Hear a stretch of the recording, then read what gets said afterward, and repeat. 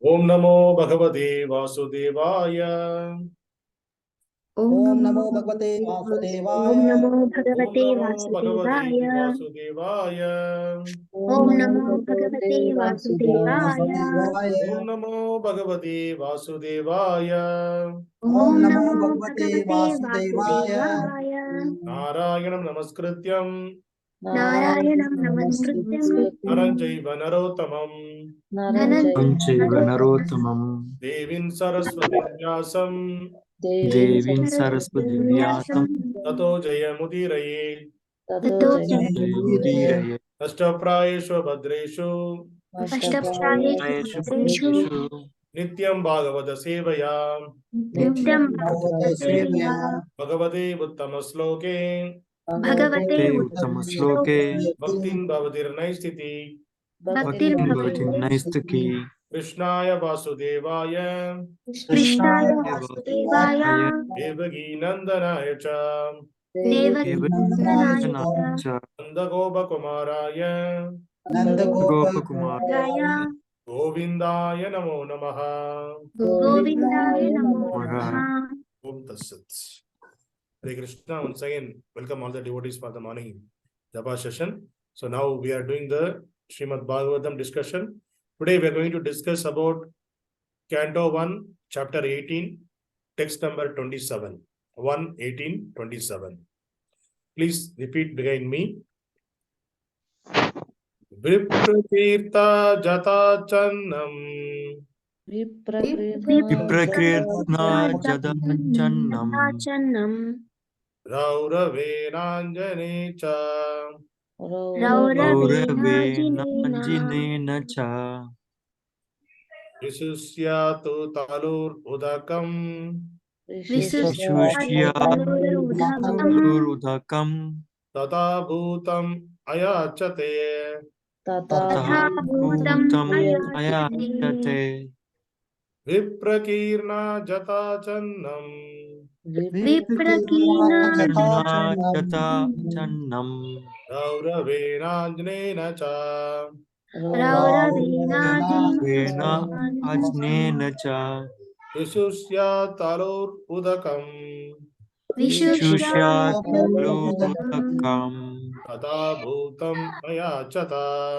tathā-bhūtam Ayācata. ayācata viprakīrṇa-jaṭācchannaṁ viprakīrṇa-jaṭācchannaṁ rauraveṇājinena rauraveṇājinena cha viśuṣyat-tālur udakaṁ viśuṣyat-tālur udakaṁ tathā-bhūtam ayācata.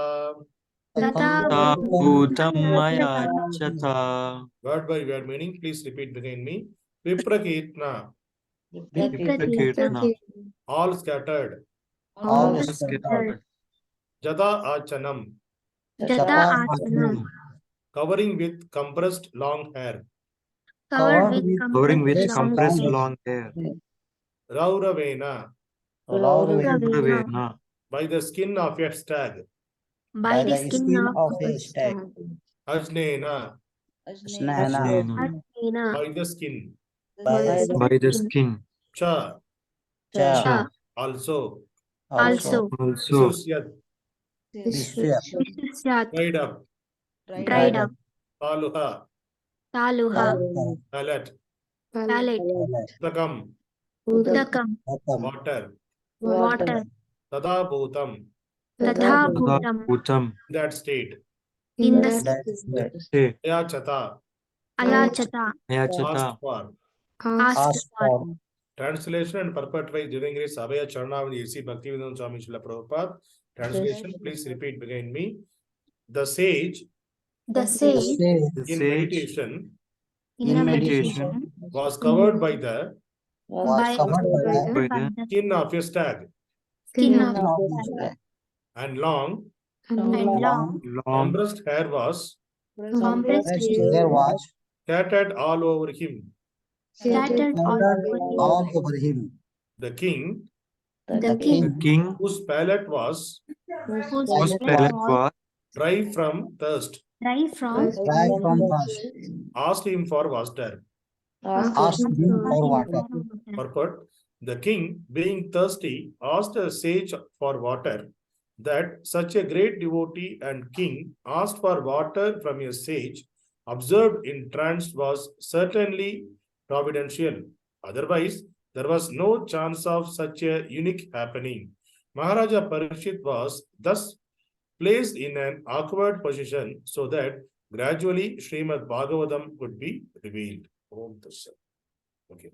So here, this is the continuation of the 18th chapter. So, till yesterday we saw Parīkṣit Maharaj, he came for the hunting in the forest and he was chasing a stag. Stag means it is kind of a deer.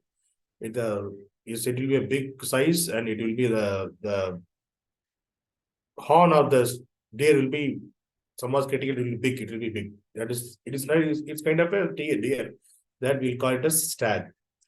So while chasing the stag and he was running, but we were unable to catch, but he felt thirsty and fatigue. So he want immediately water. So for the water, he was searching a reservoir, any pond, anything is there for water. So he was searching that. And immediately he saw a Samik Rishi's hut, the hermitage, where Samik Rishi used to stay. Yes, in olden days, the Rishis used to stay away from the normal citizens. Why the sages are going away from the normal citizens? Because they wanted to go away from the worldly things. So then only they can concentrate on the Supreme Lord. Yes, if they are staying within the society, first there will be a disturbance. Yes, if somebody going towards the God realization, immediately people will think, oh, he is a great person. Everybody will go and everybody put mala and everybody touch his feet and everybody ask, bless me so that I will get some more money, some child, some this, that. People will go like that and they will disturb his tapasya. That is the one of the reason the sages who wanted to go for the self-realization or God realization, they will go away from the society and they will stay in forest. And another reason is the sages, even though they are not born down from the sky, right? They also like us. They also born in a family, but because of their determination and their intelligence, they wanted to go away. Their understanding capacity about this society, about this material life, about this samsara, they wanted to go away from this. Because they understand what is the use of this, what is the purpose of this life, human life. Sometimes some sages, they realize this very young age also. Some sages, they will get into the varnashrama system, and at the stage of the first stage, the varnashrama system is the sannyasa. That time they will go away from the family and they will stay in the forest. Why they're going into the forest? The first thing is, if they are in the forest, first they will forget their connection from the material world. So, for example, if we are also in this material world, we studied in the school, college, everything, and we have many relatives also. Are we remembering all the relatives, all the friends in the college and school every day? We are not remembering all of them every day. Why? Because they are not in the touch, we are away from them. So this is the similar thing will happen with the other people also. Because by default, Lord gave us the capacity to forget the things. So in 15.15, Lord is saying, what Lord is saying? In Bhagavad Gita 15.15 sloka, Sarvasya chaham hridi sannivisto mattaha smritirjnanam apohanam cha vedai sacharver agam yeva vedyo vedanta krityeva vrityeva chaham. So, the translation, if you see, Lord Krishna is saying to Arjuna, I am seated in everyone's heart, and from me come remembrance, knowledge, and forgetfulness. By all the Vedas, I am to be known. Indeed, I am the compiler of Vedanta, and I am the knower of the Veda. So here, Lord is clearly saying, I am seated in everyone's heart. So he is seated as a Paramatma in everyone's heart. So from him, what it is coming? Remembrance, how we are remembering, the knowledge is what we are getting, and the forgetfulness. All these three come from the Lord. So that is the reason we by default, we are sometimes we will remember, sometimes we forget. It's based on the Lord, what Lord is giving to us.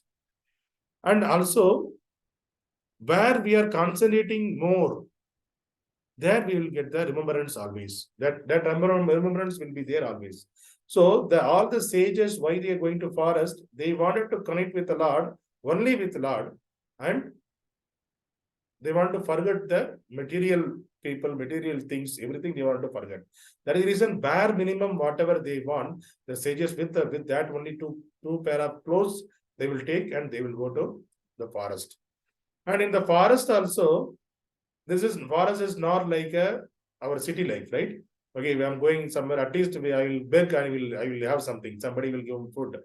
They will take pity on us, then they will give food. Like that, we may feel. But in the forest, it is not like that. Every step there is a danger is there in the forest. So they should have the determination. Lord, there is a firm determination and firm confidence on the Lord's mercy. They need to depend on Lord's mercy only. Because once they enter the jungle, all the other animals are there. Snakes will be there, lion, tiger, elephant. There are so many wild animals will be there in the forest. Even the small insects also will bite, and we may die. So there are so many chances are there to die in the forest by the other animals. In spite of that, why the sages are going there? Because they wanted to show to the Lord that, Lord, I am dependent only on you. There is no place to cook a food, and somebody won't give the food and all in the forest. So there also they will depend on the Lord. Lord, whatever the food you are going to give it to me to keep my body and soul, we will live in that only. So in Dhruva Maharaj's story, we will say that when Dhruva Maharaj went to the forest and for doing the tapasya, for few months, he took only the dry leaves, whatever falling. He was sitting under a tree and he was doing the tapasya, meditation. That time, whatever the leaves falling from the tree, he used to take only that leaves.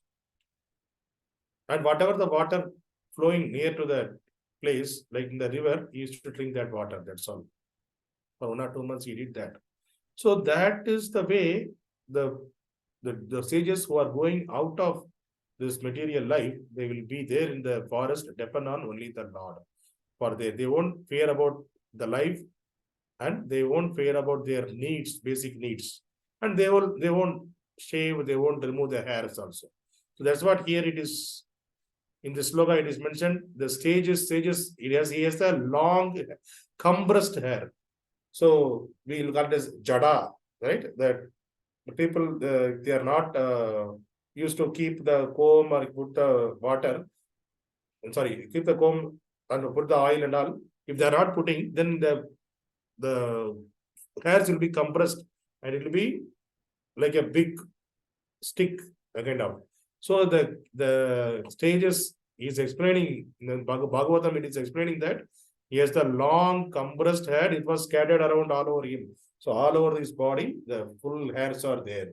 He was in that sage. Sage Samikriji, he was sitting in that position and he was doing the meditation. And since they are in the forest, obviously they are not connecting with any people in the outside of the world. So maybe there may be a chances, initial days, they may have the remembrance about the material people. But since they are in the forest, see, since we are somebody saying away from their family, we are maybe away from our parents. Even now also we are away from the parents and from our relatives, our friends. So not every day we are remembering them. We are working, and whatever we are seeing, we may see our friends, we may see our colleagues, we may see our wife and children every day. So we will remember them only every day. We are connecting with them only every day. So we will remember them in our day-to-day life. We won't remember the school friends, college friends, and other relatives. You're not every day. Whenever there is a chance, if somebody somebody spoke about them, then only we will remember that. In WhatsApp also we have many friends. Now we are not remembering all of them. If some message come from them, then only we will remember. Okay, this day like that. So the remembrance, it is very less for us, and Lord gave the forgetfulness to concentrate on what is present in front of our eyes. So that's the reason the sages going to the forest, and what is there in front of us? Nothing is there, only the nature, only the trees, plants, greeneries, and animals will be there in front of them. And water is there. So only nature will be there. Nobody there to disturb them. Nobody's come and ask for the benediction, blessings, nothing. So there is no disturbance in the forest. We can't say no disturbance, but whatever the nature disturbance, they will accept that they have to accept. That is the tapasya. Whatever the nature disturbance, some animals will come, some forest fire may happen. There will be no water. There is no place to, when there is a rain, when there is a cold, there is no, they may not have the proper shelter. So all those things, challenges will be there in the forest, but still they will accept those as a tapasya to stay there in the forest. And they will meditate. They can, since they are, nobody's there to disturb, so they will their full concentration, they can give on the Lord, and they can depend on the Lord. So that is the way the sages used to live in the forest. And in the modern day sages, they are in the inside of the society only. So there are many people, they wanted to do something to the society, since they are not following the bona fide parampara system and sampradaya, bona fide sampradaya, they are getting fall down from their position. So there are, yesterday we saw there are 4 sampradaya was there. Brahma sampradaya, Sri sampradaya, Rudra sampradaya, and Kumar sampradaya. There are 4 sampradayas. These are the 4 bona fide sampradaya. So if you follow this bona fide sampradaya and acharyas who are coming from the discipline section, they are the bona fide to give the knowledge to others, and they will be in their position always. They won't fall down from their position, most cases. But other people who are not following the bona fide sampradayas, they wanted to do something. They will start, because all the sages, all the people who are all propagating themselves as a sage or a rishi, or there is a muni, they will say the godly person. They wanted to do something good for the society, but eventually, since they are not following the parampara system or bona fide sampradaya, they will fall down from their position, because Maya is very strong. Because and the senses also, they can't control their senses. When the people who are all the innocent people, they will go to him and they will pass for benediction. Something they will fall down, whatever they want, you take from me, something they will say. The people, innocent people, they will cheat them. Then since the Maya is attacking them, they don't have the proper knowledge of the Vedas, and they're not following the proper parampara, they will immediately, their material affection will come. Then they will attract to the material thing, and they will fall prey into that. They will materially, they want to get the money, they want to accumulate the money, they want to enjoy the women. All those mentality will come for them. So that is the reason that we have to follow the bona fide parampara, bona fide sage, the bona fide guru, so that bona fide sannyasi, so that we can get the proper knowledge, and he can only show the destination, proper path to our destination. So our destination is go back to Godhead, leaving these material things. The material things, it is for temporary only, given by the Lord for sustaining this. So we should not attach to that material things. It is not going to come with us. It is said that even a small piece of mud also, or even a small needle also, you can't take from this material world to when you leave this body. So now we are not going to take anything. Also, whatever is given to enjoy here only. So why to waste our time in the accumulating the material things which is temporary to be here only? So we have to think those things. The intelligent person think about that, who are more determined, then they become sage and they will go away from this and they will stay in the forest and they will go for the self-realization. So the human life is, ultimate goal of human life is for the self-realization only. Self-realization and God realization, and come out from the birth and death and get the liberation and go back to God. This is the very purpose of the human life. So the sages and the rishis and gurus, sannyasis, they understand that and they are following that path. So we just need to follow the bona fide guru so that he can give us the right path. So in this sloka, it is the sage, Samik Rishi, he was in the hermitage, he was in the full trance meditation. That time, Parīkṣit Maharaj entering that hut and he was asking the water from the sage. So it is not a normal circumstances, right? See, the sages and the Rishi Munis, the Grahastha or the king, they have to give the food, shelter and all. We should not ask anything from only we need to ask the bhakti and knowledge from the sages. But in this case, it is the will of the Lord, the king who is materially exhausted, is the topmost richest person in this world. That person is going to a sage who was very poorest person. We don't have anything in his hand. He is going to that person. So it is said that the Brahmana, the Vipra means it's a Brahmana who's giving the Vedic knowledge to the people. That person is called Vipra. So that persons, they need to depend on Lord only, even though they are living along with within the society, they have to depend on the Lord only. So depend on the Lord in the sense, even though they need to go for bhiksha every day, they have to go for bhiksha. Whatever bhiksha they are getting, suppose we're going for one house, they are giving them some small amount of 1 cup of rice. So like that, 2-3 houses, if somebody give the more rice, suppose 1 kg rice is given to the sage, so he can't eat a 1 kg rice in a day. So what he need to do, whatever is required for him, maybe 200 gram rice, he can take and he can cook. Remaining rice, before the sunset, he has to give it to the person who is not having the food. Some beggar or some other person, other Brahmana, they have to give it as a charity. So the person, the person who is living, the Brahmana who is living in the charity, he can also give the charity. He should also give the charity if it is more than necessary for the day, and he need to depend on the Lord for the next day. So that is the Vedic injection, the Vedic way of life for the Brahmana or the sage. But the current situation in Kaliva, the people are not in that mode.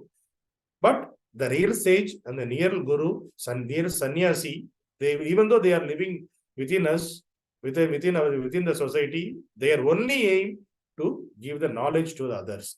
So if you see Chaitanya Mahaprabhu 500 years back, he appeared in this world as a devotee of the Lord, and what he did, he was trying to give the knowledge, the Bhagavad Gita and Bhagavatam knowledge and chanting the holy name of the Lord, it's a Yuva Dharma. He was trying to give the knowledge to the world at the very young age. So he started some 22, 23 age only, he started to give the knowledge to the others.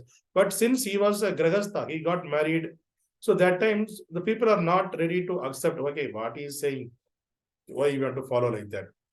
Then he decided, okay, people are not listening to me. If I become a sage, then sannyasi, then they will listen to me. So he left his married young wife. He just got married. He left at the age of 24, he left his wife and he get into the sannyasa ashram. He became a sannyasi. So then he removed his hairs and he wear the sannyasi cloth. Then he give the Hare Krishna mantra to the world. So then people accepted, okay, this is a great person like that. So the sages, why we are giving the great respect? Because so many worldly opponents are there. Still, they don't want it to enjoy. Their determination is to go back to Godhead and spread the knowledge about the Lord. That's the reason we are giving so much respect to these people. And Prabhupada also, even though he was a Grahastha, he had children and he did the business, pharmaceutical business, everything he did. But after the age of 50, he left his home. He was staying in Vrindavan, and at the age of 60, he got after 60, he got a sannyasa. So he also got a sannyasa ashram from the bona fide spiritual master, and he became sannyasi. Why he became sannyasi? He wanted to give the example. The example is like, it is not necessary a grahastha need to die as the grahastha. So if you follow the Vedic culture is brahmachari, grahastha, vanaprastha, and sannyasi. So all 4 stages we can go. And if you are not willing to get into the grahastha life, vanaprastha life, directly they can follow from the brahmachari life, continue the brahmachari life, and they can go to the sannyasi life. So this is all the Vedic injunctions are there. So Prabhupada also followed that, and he took the sannyasa and he spreaded the Hare Krishna mantra Yuga Dharma to all over the world, and he succeeded. Why he succeeded? Because he never, not even a tinge of attachment to this material world, attaching this to material appearances, attached to the money, attached to the women, nothing. He only attached to the holy name of the Lord, and he wanted to spread to that. That is the only aim. Because of that, he succeeded in his mission. Within 11 years, he built 108 temples. He was able to build 108 temples, and he made 5,000 disciples all over the world. It is not only in India, all over the world, he spreaded the knowledge. So that is the power. Lord will empower the people, empower the person who is dependent on him always. So we don't want to worry for that our material things. Just we need to depend on the Lord, like the sages, how they are depending on the Lord. So Lord will arrange for the food and shelter. Automatically he will arrange. We don't want to ask for the Lord, Lord, give me a bread, give me water, give me shelter. Don't need to ask. Automatically Lord will arrange. He provides the intelligence to us, and he will give it us based on our previous karma. We just need to attach to him. So the attachment we need to make every day, day by day, by chanting the holy name of the Lord, by hearing about the Lord. We need to develop the attachment. So that is the way we can. If we develop the attachment towards the Lord, that is, there is no difference between the sage who is staying in the forest and who has we are living in the, even though we are living in the grahastha in the house, we can also detach from all these material things. So it is easy. Just we need to use our intelligence so that we can follow the sages and we can make our life perfect. Śrīmad-Bhāgavatam ki jai. Hare Krishna. Thank you.